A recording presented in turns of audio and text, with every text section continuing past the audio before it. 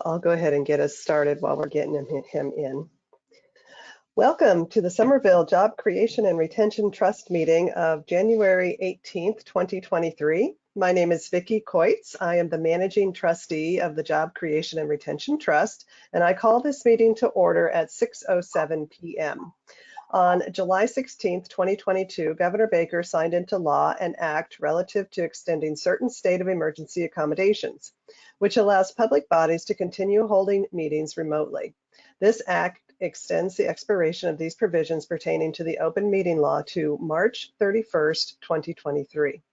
This meeting of the Job Creation and Retention Trust will be conducted via remote participation.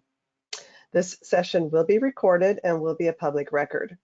I will now ask the board members to confirm that they are in attendance in alphabetical order.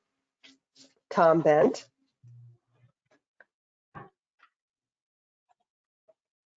Tom Bent. Present. There we go, present. Vicki Coitz, present. Silvana Dinka. Present. Matt McLaughlin. Here. Oh, whew. All right, welcome. Enthusiastic here. Colleen Moran. Present. Rachel Nedcarney. Present. Annika Van Eaton. Present. Rand Wilson. We do have a quorum. I will now ask city staff to present a few house rules about using the technology. Thanks, Vicki. Hello, everyone. My name is William Blackmer. I'm the Workforce Development Coordinator and serve as staff to the Job Creation and Retention Trust. When an agenda item is being presented, presentation materials received ahead of time will be displayed on the screen. When the chair asks for a public comment, please use your raised hand function if you would like to speak. And you will be unmuted one by one and given 2 minutes to speak. Trust members, all votes must be roll call votes with a motion and a second. The chair will call on each board member for a yes/no vote in alphabetical order. Any questions or comments that you type into the questions or chat box in the control panel area will be a part of the public record in accordance with open meeting law. And with that, I'm going to pass it back to Vicki for the first agenda item. Great, thanks, William. The first item on our agenda is to review and approve the November 21st meeting minutes. You all received those ahead of time. Does anyone have any comments, questions, or edits to the November 21st meeting minutes?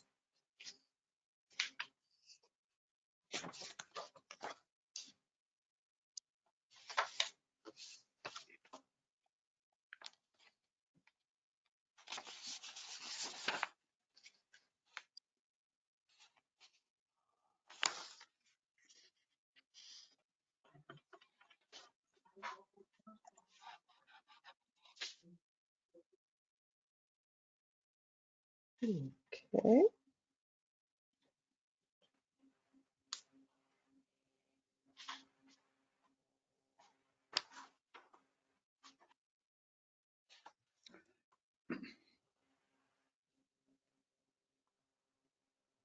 If there are no comments, questions, or edits, I'll seek a motion to approve the November 21st, 2022 meeting minutes.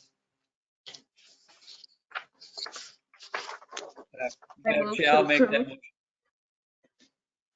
Okay, I'm going to go with Colleen Moran made a motion and Tom Bent seconded that motion. We will now do the roll call vote to approve the November 21st, 2022 meeting minutes. Tom Bent? Yes. Vicki Coitz, yes. Silvana Dinka? Yes. Matt McLaughlin? Yes. Colleen Moran? Yes. Rachel Nedcarney? Yes. Annika Van Eaton? Yes. Ms. Rand Wilson joined us? Rand told me he had trouble getting in, so I just forwarded him an email to attach to get him on. Oh, awesome. Thank you so much. Well, we do have 7 yes votes, which is what we need for the motion to pass. So we will continue on, and I believe I am turning it back over to William to help us plan for future meetings, and hopefully Rand can get on so he can be part of this discussion. But William, go ahead and start us off. Yeah, so as we are starting a new year and welcoming Councillor McLaughlin onto the JCRT, I wanted to take this opportunity to try and set a recurring meeting time for the 2023 year so that we can have a standard time, hopefully each month, and have that to carry through the year. So if board members have an opportunity to look at their calendars, look at their schedules, I have a few recurring options that I wanted to float by the group. So I will the first suggestion I have is to actually keep what we're doing this month for the remainder of the year. So that would be the 3rd Thursdays of the month at 6 p.m. So that would mean our February meeting would be on February 16th. Our March meeting would be March 16th, and then our April meeting would be on April 20th. So I wanted to see if anyone has any conflicts with that time, and if so, we can look at some other options. Hi, everyone. This is Matt. First, I don't seem to have an option to have my camera on, so sorry if I'm not on camera right now. There's no camera button for me. But this is, interestingly enough, not a good time for me because this is usually a time that I'm chairing the land use committee, and we just happen to not have a meeting this month. So Tuesdays and Thursdays are really difficult for me. Wednesdays, Mondays would be better, but I don't. If I'm the only person that it doesn't work for, I don't want to hold things up. But I was on the job trust fund before, and I really enjoyed it, and I'd like to contribute. So, the first, almost all Thursdays are bad for me because there's always a meeting, and then lots of Tuesdays I have a meeting, and Monday, Wednesday is less frequent. Thank you, Matt. We definitely welcome you back and want to have your voice. So let's avoid Tuesdays and Thursdays. And I know, Yes. William, you probably avoided Mondays because that's usually a holiday. So Yeah, so the next option I have would be the second Rand. the second Wednesday of the month at 6 p.m. So that would be February 8th, March 8th, and April 12th. And then if not, we can look at just other Wednesdays. I would say the 4th Wednesday would be the next option. So yeah, does anyone have conflicts with the second Wednesday of the month at 6 p.m.? Well, I'll just tell you all of this, Matt, again, that second and fourth Wednesdays, I have the Charter Review Committee, which will end eventually. So it's not a permanent problem, but for the next month or so, maybe so. So first and third Wednesday would be better. But if second and fourth works for everybody, I will be able to join eventually.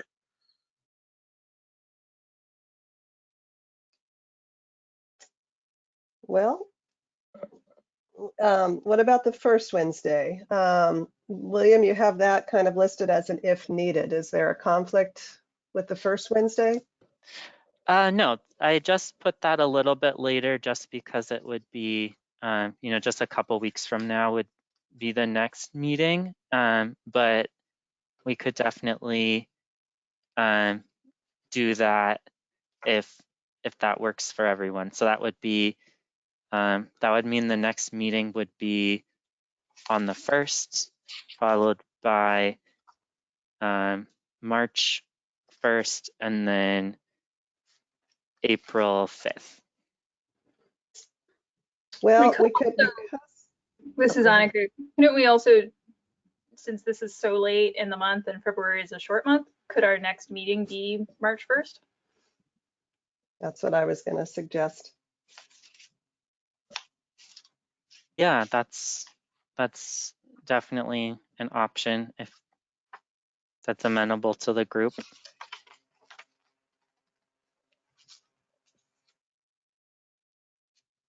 That would work for me. I mean, I will have to skip my weekly yoga class and do the recording, That works but I'll do that for you, Matt. Does the first Wednesday work for everyone Thank else? you. There's an app for that, so you can make up for it in your own time. Or do a YouTube video. Live video, baby. But yeah, I can make that work. Can the first Wednesday work for others? We got a thumbs up from everybody. Yep, yep, yep. Okay, looks like that's our new meeting date.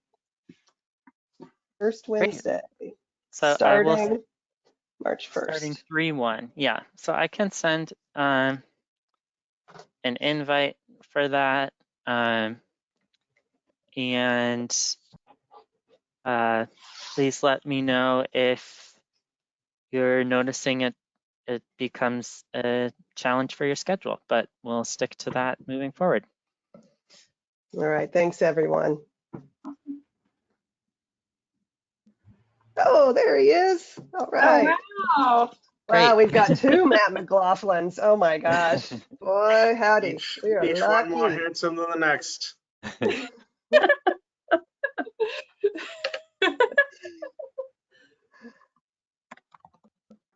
Okay, so as our next item, I wanted to review the received and estimated linkage fees for 2023. So I'm going to bring that up and share it on my screen.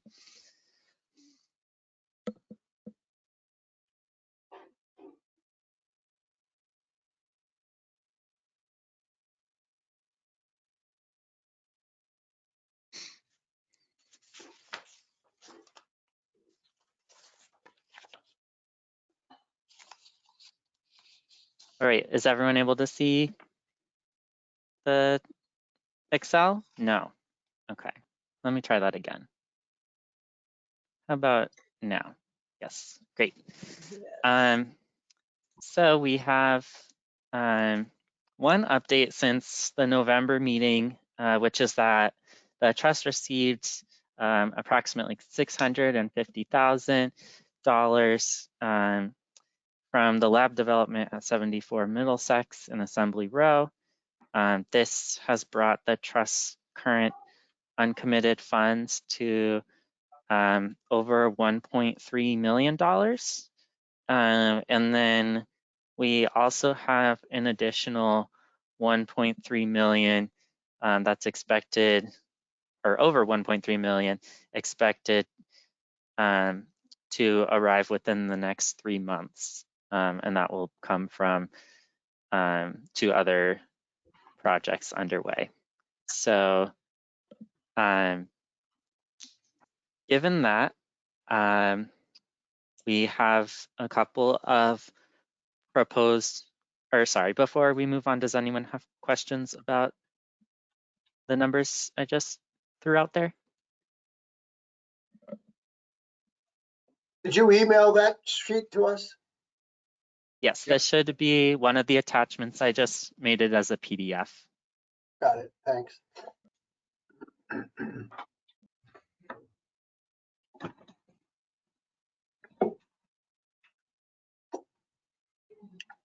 Okay, so given the arrival of funds and the trust's current flow of uncommitted funds, we have 2 votes that I am proposing on tonight's agenda.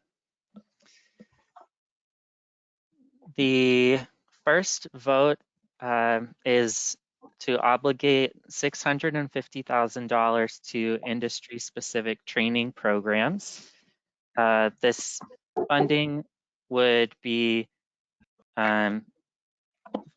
we're putting some language into the potential RFP that would highlight the trust's particular interest in funding trainings in the life sciences and other green job sectors.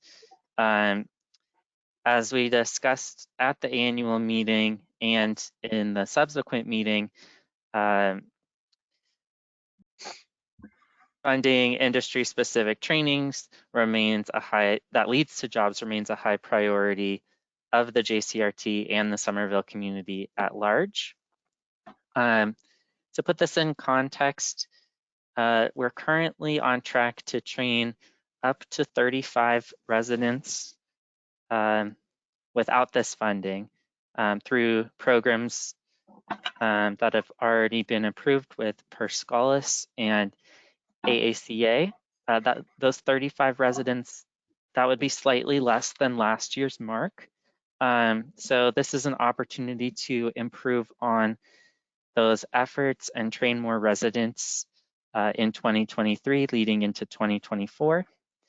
And I'm happy to answer any questions that the board has prior to seeking a motion.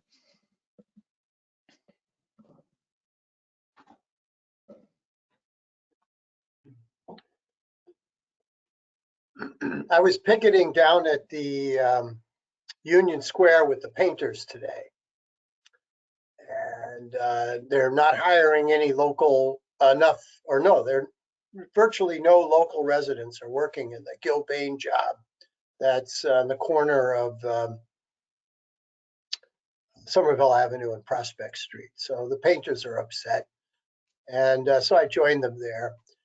And I left after talking with the guys there. There's going to be an awful lot more work. And they do have painters ready to go on if they are successful at convincing Gilbane to use, local people. But there was a feeling that we could be doing more to put people in the pipeline through like First Source, getting people, into the queue, as it were, to get trained and do the pre-apprenticeship stuff so that they're in the pipeline. That's how I left the meeting. So this industry specific program that you're talking about for 600 and something thousand, would this potentially help get Somerville residents into the queue for being trained as plasterers and finishers or whatever it is that they do? No. No, I think it would if we get a proposal from somebody who provides that training.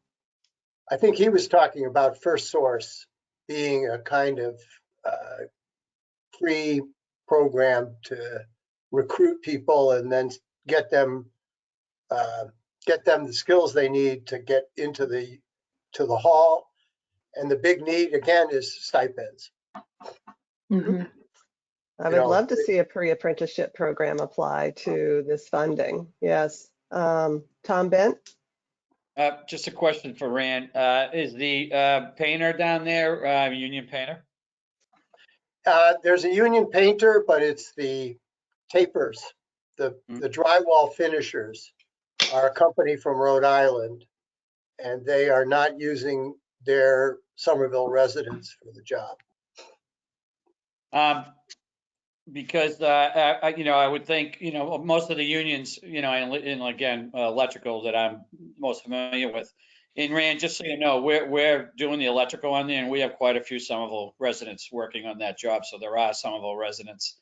No, I meant Somerville residents with this subcontractor. I'm sorry. Yeah.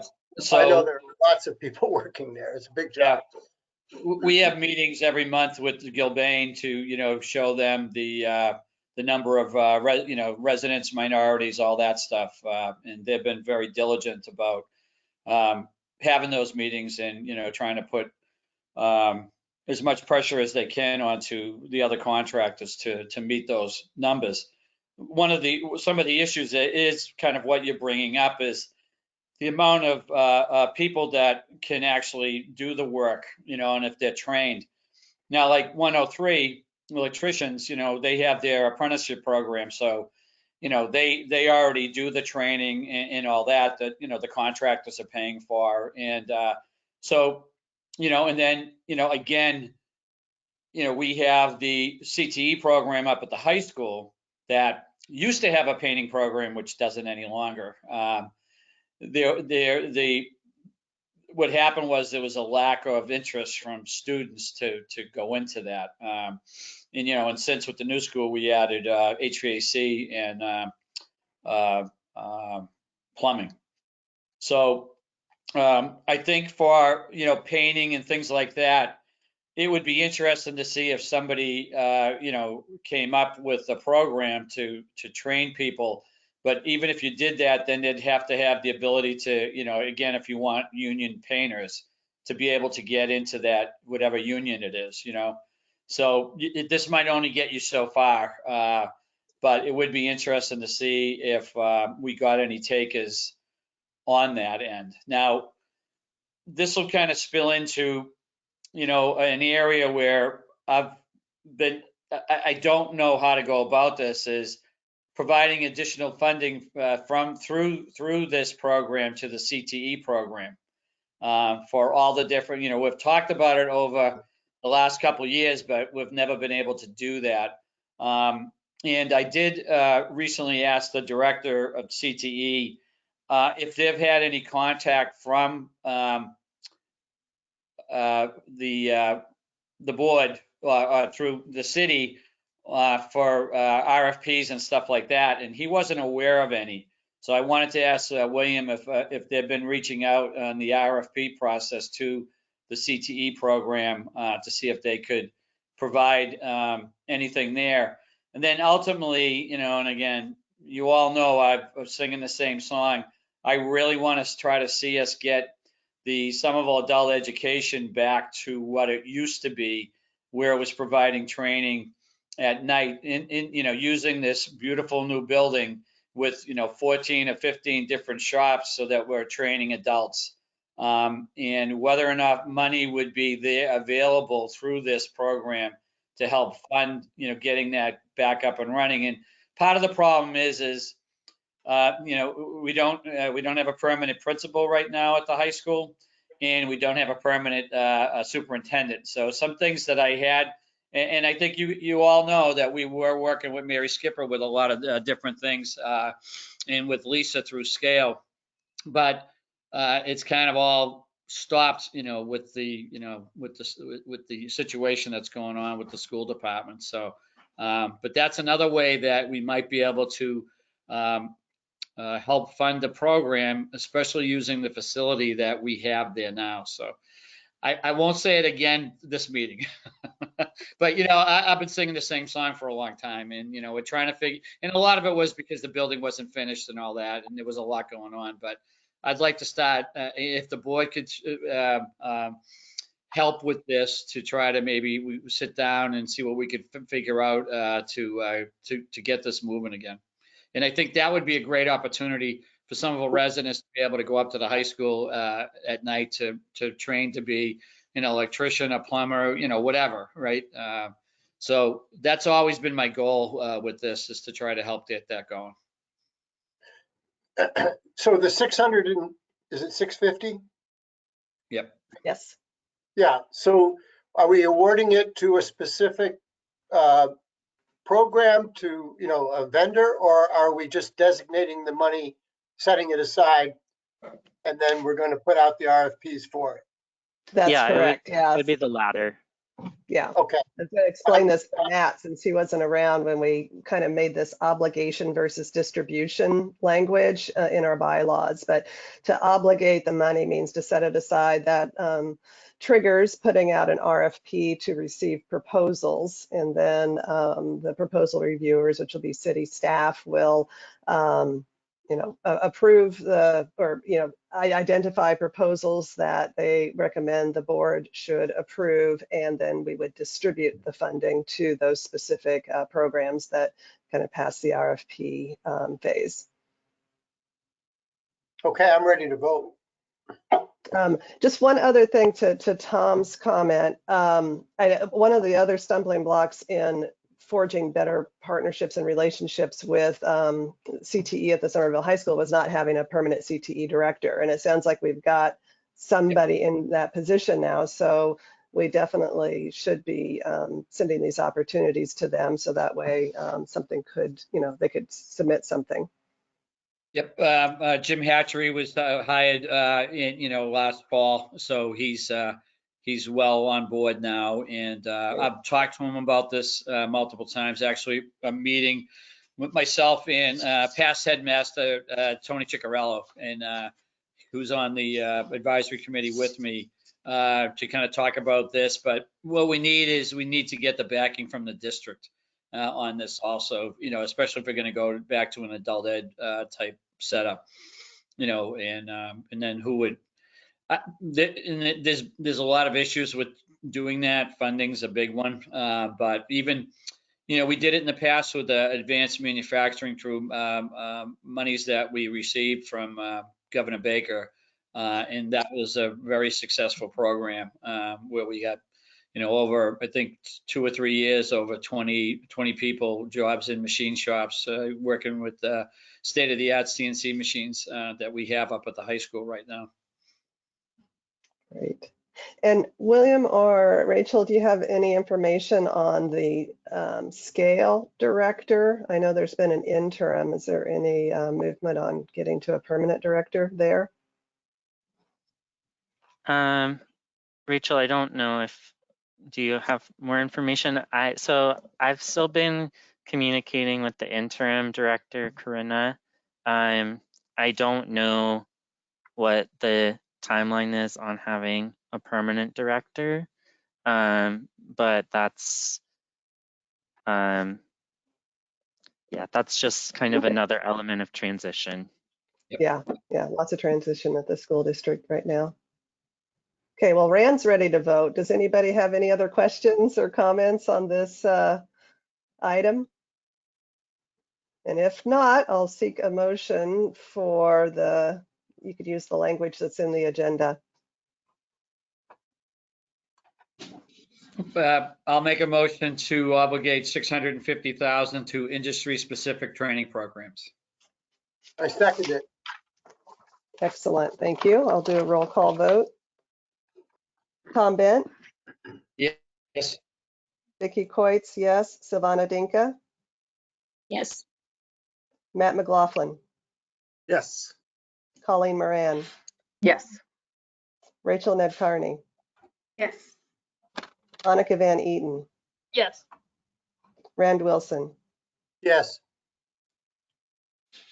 All right, that is 8 out of 9 members. That's the majority that we need to obligate $650,000 towards industry-specific training programs. So the next step will be to get the RFP out and get some proposals in, and hopefully in a couple of months we'll be able to look and see what the recommendations are for funding under this priority.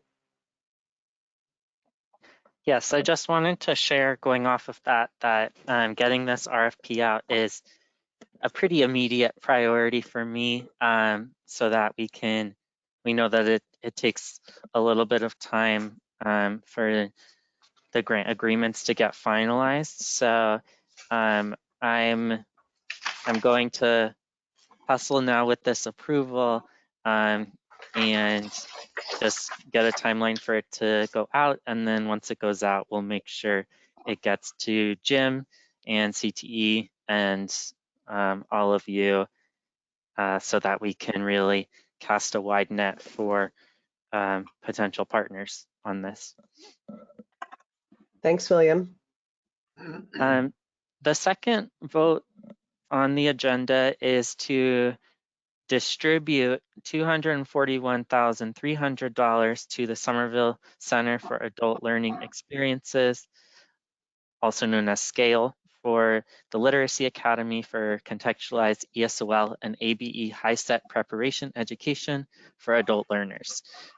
So the trust did make a distribution vote on this in a previous meeting. However, I've updated this amount from the previously approved $232,300 to incorporate administrative cost for distribution of participant stipends by a third-party organization. Since Scale is a body of the city, this third-party distributor is essential to allow for the stipends to be distributed to the residents.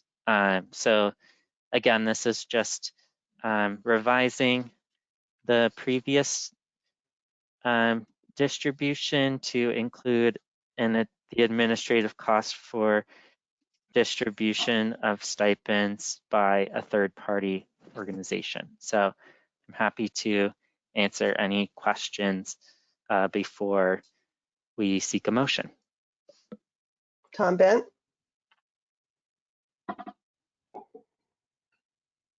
Oh, Looks like he froze up. froze up. Tom, There oh, it do is.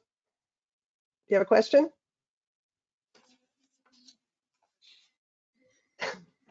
Tom Froze Bent, do again. you have a question? You're muted. We cannot hear you. A different dimension. So this basically, we're are we approving $9,000? Is that that's what the difference was, right?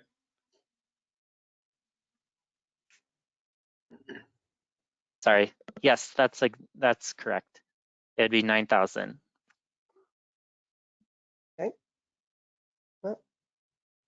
Yeah, because the other 232,300 we already approved, right? Yes. Okay, thank you. Tom, there's about a 1 to 2 second delay when you're talking. We can manage, but just wanted to let you know. Okay, thanks. Rand Wilson? What's the name of the vendor? So that would be determined by Scale. So this is kind of a similar process to what Bunker Hill does with their student stipends. They have letters of agreement with CAS and the Welcome Project around the delivery of those support services and the stipends. So it would be a similar type of model, just with an organization that they make an agreement with. So once this, if this is approved, then we would give them the green light to start that conversation about who their third-party distributor would be. I just hope it's a business that's in Somerville. That's all. Yes, it would be a Somerville nonprofit. Yeah.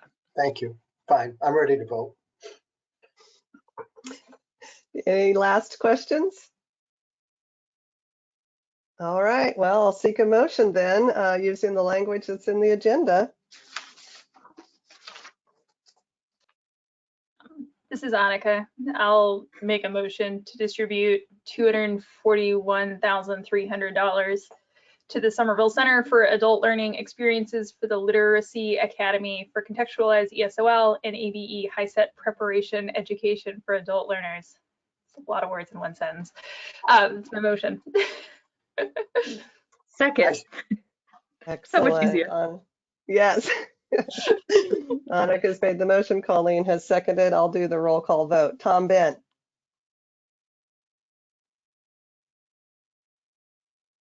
Oh boy. Now, Tom, you're getting smudgy now.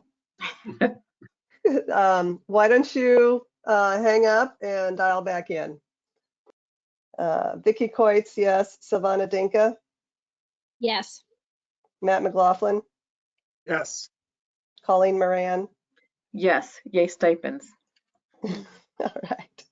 Rachel Nidcarney, Yes. Annika Van Eaton, Yes. Rand Wilson, Yes. Okay, we've got 1, 2, 3, 7 votes. We need a supermajority when we're distributing funds, which is 6 members of the board, and we have 7 votes. So we have the supermajority that we need to pass the motion to distribute additional funds. So good to go. Vicky, Yep. I have a hard stop at 7. So Excellent. if you need a vote before 7, let me know, that's advisable. Thank you, Rand. William, should we move the managing trustee and co-chair conversation first, or do you think that you can quickly cover the investment priorities? Yeah, let's go to item 6 Thank you. next. Yeah. Okay, So excellent. Thanks. we're gonna take agenda item 6 up next, which is nomination and vote for new managing trustee and co-chair. So during our last meeting, Vicky announced that she will be stepping down from her role as managing trustee. As such, we are entertaining motions for a replacement, or we're entertaining nominations for a replacement managing trustee, and we can start there. So Great. Thanks, William. And I will remind everybody that I will make a motion in a few minutes to nominate Annika Van Eaton to be the new managing trustee of the board. But we wanted to see if there was any other interest in either the managing trustee or the co-chair, co-managing trustee position. I'm grateful to Annika to step up. Okay, fantastic. Then I'll go ahead and move that Annika Van Eaton be the new managing trustee of the Job Creation and Retention Trust Board. There's a second. I second it. Rand seconds it. We'll do a roll call vote. Has Tom Bent been able to join us in any form or fashion? He's in the list. yeah, I do see him Can you on hear me now? the line. Oh, we're here. yes. Yep. Can you hear us? I can hear you, yes. Okay. Do you approve the motion to have Annika Van Eaton become the new managing trustee of the Job Creation and Retention Trust Board? Yes. Awesome. Vicky Coitz, yes. Savannah Dinka, Yes. Matt McLaughlin, Yes. Colleen Moran, Yes. Rachel Nedcarney, Yes. Annika Van Eaton. Yes, thank you. It would be an honor to serve. Excellent. Rand Wilson, Yes. fantastic. We have 8 votes. That is the majority that we need to approve this motion. Congratulations, Annika. Thank you, I'm so everybody. excited. Thank you. Vicky, it's been so wonderful working with you over these last 3 years as your managing co-chair. And I really appreciated your leadership during such a formative stage of the board. And it's been a pleasure working with you. And I am glad that while you're leaving this role, you're not leaving the board. So we'll still keep seeing you at these meetings. But thank you so much for all of your work. Thank you, Annika. And yeah, you guys can't get rid of me, so. I would like to celebrate the contributions of Colleen Moran and her expertise and nominate Colleen to be co-chair of the board. I'll second that. Okay, and I guess I don't know if I'm still the managing trustee or not, but I'll go ahead and do the roll call vote. Okay, we have a motion for Colleen Moran to be the co-chair, co-managing trustee of the board. Tom Bent, are you in favor? Yes. Vicky Coitz, yes. Savannah Dinka, Yes. Matt McLaughlin, Yes. Colleen Moran, Yes. Rachel Nedcarney, Yes. Annika Van Eaton, Yes. Rand Wilson. Yes. Fantastic. It is unanimous. Colleen Moran is the new co-managing trustee of the Job Creation and Retention Trust Board. Congratulations. Thank you, everyone. Appreciate it, and look forward to partnering with Annika and continue the work that we're all doing. It's just such an amazing little pot of money, and being able to do something so wonderful with it is great. Terrific. Thank you too for stepping up. We really, really appreciate your leadership. Wonderful. With that, I'd like to circle back to agenda item 5, which is reviewing the current status of the 2022-2023 investment priorities. Let me just scroll over a little bit.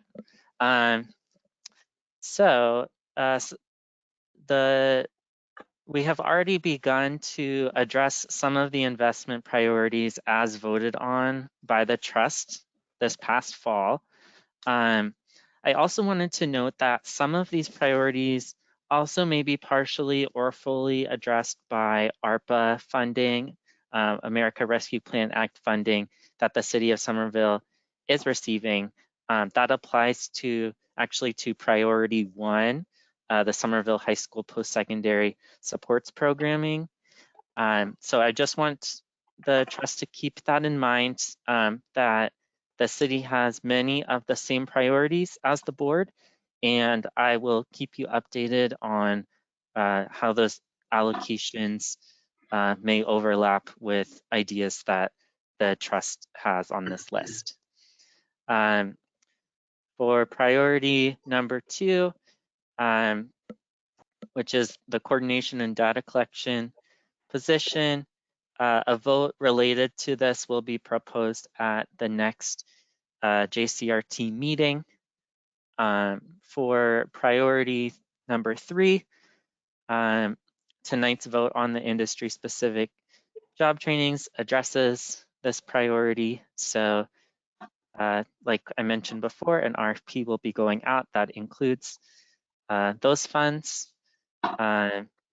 And that RFP would also address the childcare funds as well. So we've had conversations with parties that we had, suspected might apply for those funds in the past to learn a little bit more. And generally speaking, there is a lot of funding available in this area. So they were, interested in speaking to us about if there were ways to kind of broaden the scope of the availability of funds, consider, other ways that we can support the childcare industry. So once again, the RFP will include, we'll solicit proposals for those types of industry-specific trainings, and it will also invite proposals for innovative programming that may be the ticket to getting a response for that section of the RFP. So that's the top of the priority list that we've started on. We also have, just wanted to call out priority number 5, digital literacy and training resource. So this priority is partially embedded into the scale agreement that I'll be working on drafting, as they have asked for funding for a digital literacy license that can be shared between Somerville providers. And there's also ARPA money available for digital literacy programming as well. So this is just to provide a little bit of an update, explain how ARPA may be impacting, or how ARPA may be relating to the list of priorities moving forward. William, do you have the dollar amount for the ARPA money that would go towards digital literacy and training? I just want to know if we think that that's enough money or if we think we need to supplement it. So if I'm remembering correctly, it's a program area that's part of a large pot of $2 million of available funds. So I think the way that RFP is written, it's not saying a specific amount is reserved for that. It's just, entertaining proposals for, I don't know, 6 or 8 different types of programs that could be digital literacy or others. Okay. Rachel, did you want to add something or? Yeah, so I can add, there's sort of 2 pots of funding that are out right now that are definitely affecting how folks are responding because, so one is the $2 million that is specifically targeted towards programs that support reducing the wage gap for women. And digital literacy was called out as one of the target areas in that pot of funding. There's also a 10 million pot of funding from ARPA that is specific to our nonprofit partners, and that is much more open. There is a floor to that application that is a $50,000 minimum program proposal, and I think that is open until beginning of February, and so we're seeing a lot of applications across the board with many different types of activities going into that from our partners. And so it's just one of those things that we're seeing in terms of capacity and as organizations are thinking about their planning for this year, that they may apply to that pot and not this pot or vice versa. We're just sort of kind of keeping an eye on how much money is going out right now that they may be getting funding in different ways and trying to just balance what they take on. Great, thank you. Perhaps when we know how much funding from these other sources is supporting digital literacy and training, we could put that dollar amount in this spreadsheet, and then that'll give us a sense of whether we think that there's been enough investment or not. Yeah, we should be able to give an update maybe at the March meeting if we have the decisions by then. That can just further inform before we take any other votes with the trust money. Fantastic, thank you.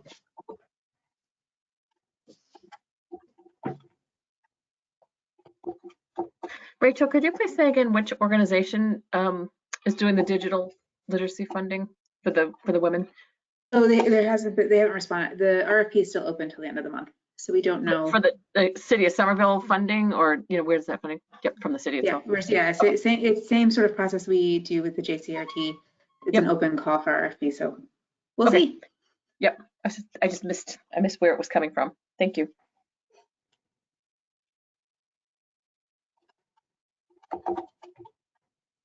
So this is kind of the great reveal of all that voting that we did in November as well. We've skipped over the drum roll, but it's our new set of priorities for 2023. Does anybody have any questions or ideas or thoughts?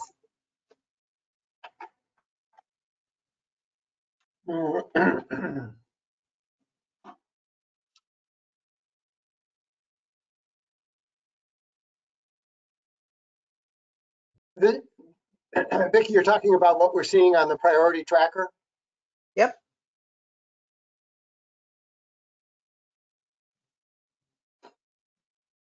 So this is the result of that ranked voting that we did. An initial thing in September, then we had the public meeting in October, and then we did a final vote in November.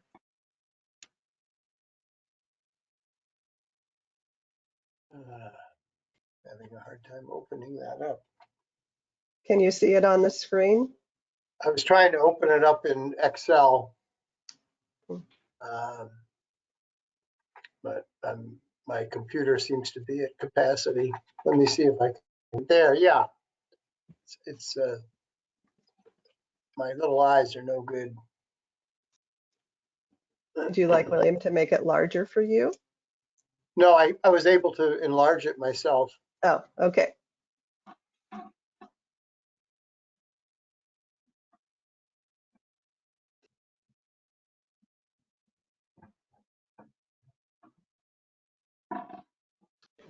This is Annika. It's great to see the list of priorities from the process that we had with the public meeting. Hear the great reveal. I think that a next step are some of these priorities that we haven't, the ones that are below 1, 2, 3 that we've already sort of just talked about, could be to bring back what we had done in the past when we started a new idea and had a subcommittee that delved into the topic, thought through what elements would be important in an RFP and in a description for it, and then brought back a recommendation of a little bit more context for the idea and a recommendation for a dollar amount to the board to create the vote. I think that could be helpful for just going down the list here, the Somerville Good Municipal Jobs Training Program, and the Mental Health Resilience and Trauma Training Programs. I think are the next two on here that are kind of new to the work the board has done. And so it could be good to really talk through and plan with some interested subcommittee members would be what I would suggest. Seems like a great idea. Yeah, it does Yeah, sound like a great I'm happy idea. to take names of individuals interested in either subcommittee. I'll also send an email if you'd like to have some time to think about it. I will raise my hand for priority number 4, Somerville Good Municipal Jobs Training Program. I was going to volunteer for that too, Vicki. Great. Be good to work with you again, Rand. Oh, I bet you look forward to it.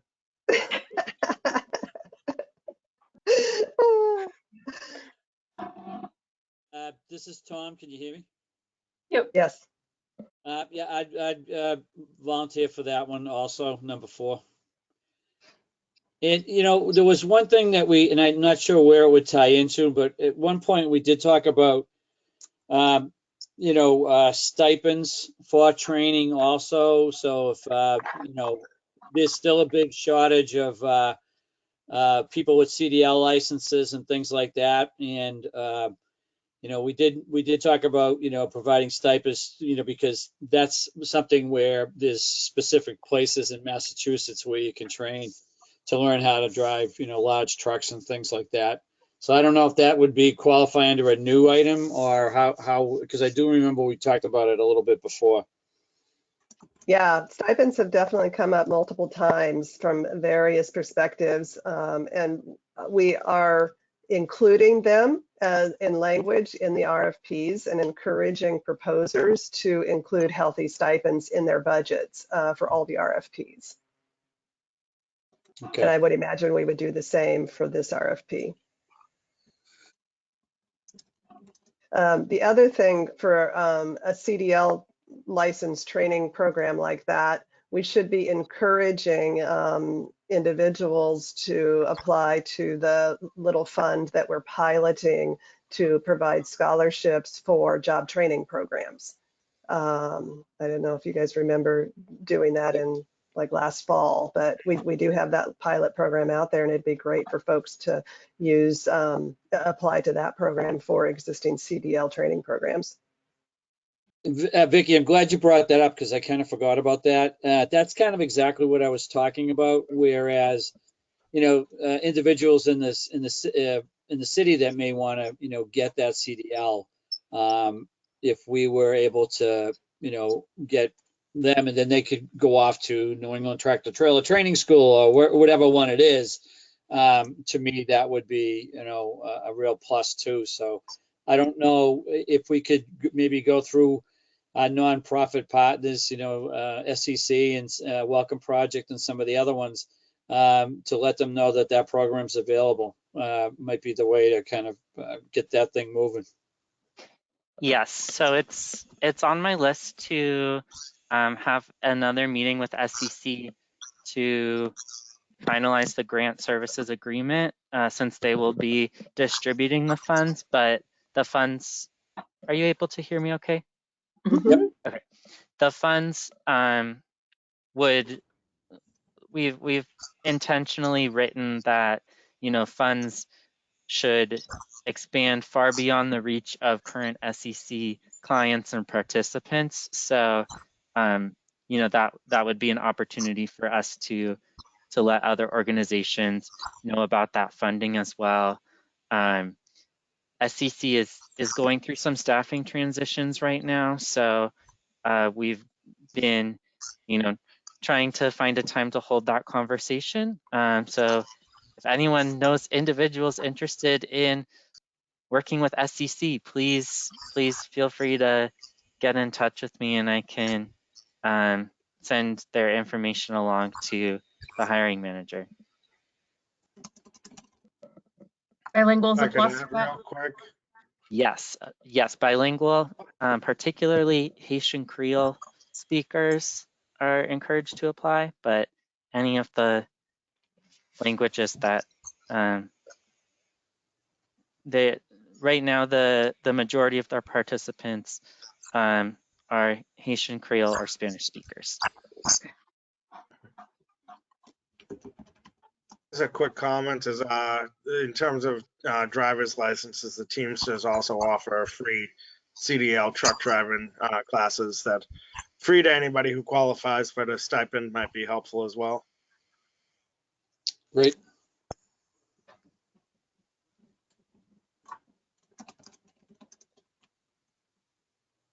Excellent.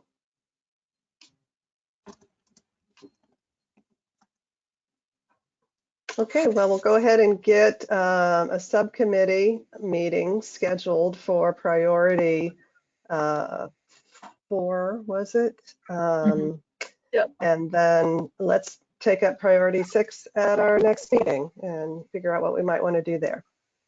Sounds good. Okay. That sounds great.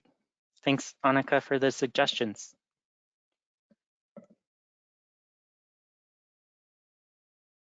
So I think that's the last item on the agenda. Is that correct, William? Yeah, I was just going to ask if there's any additional items that we did not anticipate. Not that I know of. Does anybody have anything? All right, I'll be looking for a motion to adjourn.